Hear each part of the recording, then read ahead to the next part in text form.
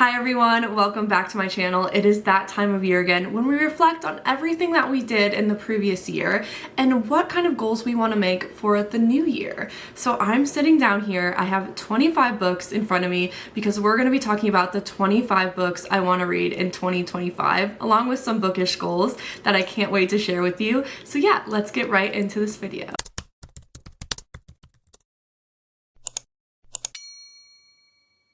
Let's start off with my reading goals for 2025. My first reading goal is to read 50 books. I've done this goal for the past 2 years and it's just really easily attainable for me. I don't want to force myself to read any books to fit a goal, and I think 50 is a good starting point for me. My second goal is that I want to finish series that I started in 2024 and 2025. I started the Inheritance Games, I started Chestnut Springs series, and I started the Magnolia Parks universe, and I really want to finish those in 2025.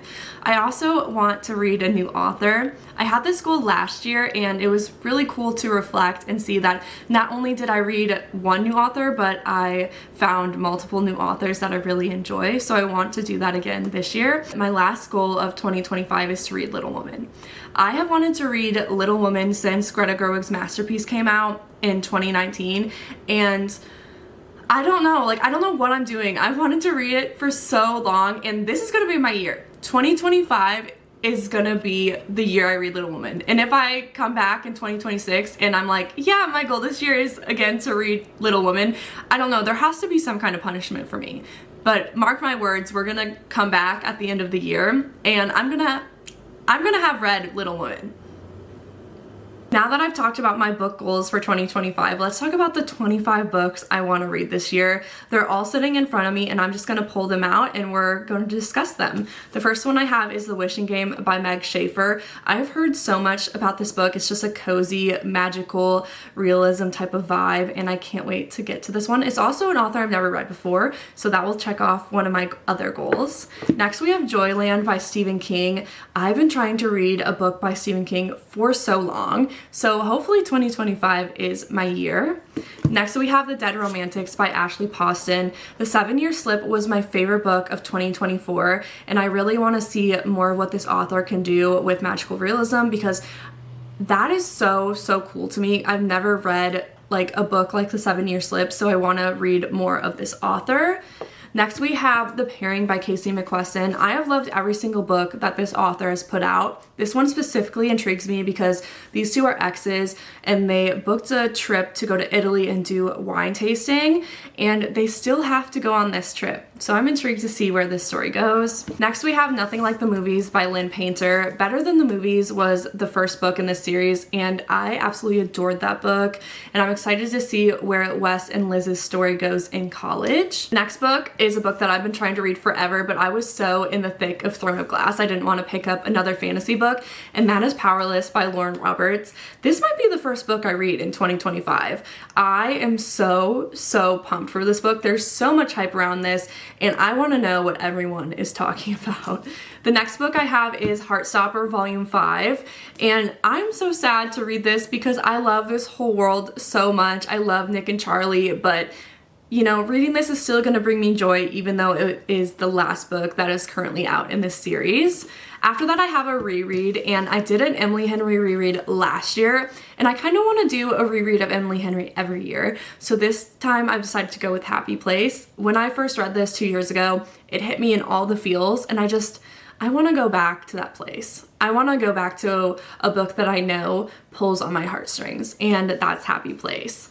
After that, I have A Novel Love Story by Ashley Poston. Again, I just love the magical realism that this author does, and the whole premise of this book is about a woman who ends up being in the small town of her favorite romance novel, and like, that is perfection to me. That is absolute perfection. Next is Throne of the Fallen. This is actually a repeat from last year, but I loved the Kingdom of the Wicked series, and this is like a spin-off series following the other 7 Princes of Hell. This one I believe is Envy's, and she also has Sloths out, and I just loved that series. Her writing is so fast-paced and it was so good. So if you haven't picked up Kingdom of the Wicked by Carrie Maniscalco, please do, and I'm excited to see where the different brothers and princes stories go.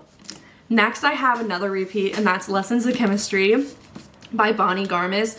This is a book I'm so intrigued to read because it is a woman empowerment book. Next we have two books that are in a series that I started last year, the Hawthorne. I always want to say the Hawthorne Legacy. It is the Inheritance Game series. So we have the Hawthorne Legacy and then we have the Final Gambit. I just am really excited to finish the series. Next we have A Tempest of Tea. This book has been compared to Six of Crows, and Ali Hazelwood raved about this in a book signing I went to, and it's been on my radar ever since. After that we have 7 Days in June by Tia Williams. I've had this book on my shelf for 2 years and I'm determined to read it this June. After that is Butcher and Blackbird by Brenda Weaver. I tried to read this book this year, but I just was in a huge reading slump. But I've heard really good things about the audiobook, so that's how I'm gonna try to read it this year. Next I have The Good Part by Sophie Cousins, and I know this book is gonna hurt me so much, but in a beautiful way, because the story is about a woman who works in film, and she's a PA. She's the bottom of the totem pole, and she's trying so hard to get to the top. Like me, I'm having such a hard time getting where I want to go in the film industry, but in this book she kind of skips that whole part and it flashes forward to her life where she is successful, she's married, and she's doing well in the film industry. And it's like kind of juggling with like, oh, am I happy with all the success and not knowing how I got here? Or like, is it better this way than all the struggle that I would have gone through? I know this is gonna break my heart, but I'm excited for it. After that is a book that, if you've been watching me, I have picked this book up in almost like every single video this year. That is Bride by Ali Hazelwood. I don't know why I haven't picked this up. Ali Hazelwood is going back to her roots. She's writing a paranormal, werewolf, vampire romance, and it's like AO3 Wattpad, and I want to know what the not thing is. That's all I'm gonna say. After that I have another repeat book from last year. It is Good Girl's Guide to Murder. I need to know like what's going on in the story. It's now a TV series. I want to compare the two. I've just heard so many people talk about this book for years. I really want to know what the hype is about. Next we have Daydream by Hannah Grace, and I have loved every single book that Hannah Grace has put out in the Maple Hills series, and I want to know all about our character here because she's wearing the Taylor Swift cardigan. And I know I'm gonna love her because why wouldn't I love a girl wearing a Taylor Swift cardigan? After that, I have The Nightingale by Kristen Hanna. This has also been sitting on my shelf for a couple years because I'm so terrified to read it. I'm not a historical like romance fiction girly at all, but so many of the girls I watch on YouTube have read this book, have cried, have raved about it, and also other Kristen Hanna books that I'm like, okay, Shelby, it's time. You got to put those differences aside and see if maybe Kristen Hanna's for you. Maybe not all historical fiction's for you, but maybe Kristen Hanna's for you. Who knows? Next we have another series I want to continue, which is Daisy Hates, and I have a strong feeling that I am more of a Daisy Hates girl than a Magnolia Parks girl, because I feel like you're either one of the two, and I feel like I'm leaning towards Daisy Hates, but we'll see. We'll see this year. And then the last book I have on my list for 2025 is Immortal Dark. This book was the first book that I picked up in a really long time at a bookstore where I read the synopsis of it, and I was so like intrigued, and I'm like, wow, I haven't read anything like this in a really long time. It's like dark academia, girl goes to a vampire school, all this stuff, secrets, and I'm really intrigued by it, so I want to read that as well in 2025. The last two books I want to read in 2025 are Little Woman and Onyx Storm. Onyx Storm is a part of the Fourth Wing series, and I didn't love Iron Flame when it came out, and Onyx Storm I feel like is going to make or break the Fourth Wing series for me, and I'm so excited because I am planning on doing a reading vlog when that book comes out, so stay tuned for that. But anyway, if you want to read any of these 25 books that I mentioned in this video, or you just want to share your bookish goals for the new year, or any other books you want to read for 2025, please let me know in the comments below. I'm looking forward to hearing all about your reading goals for the new year, and I can't wait to see you all in my next video.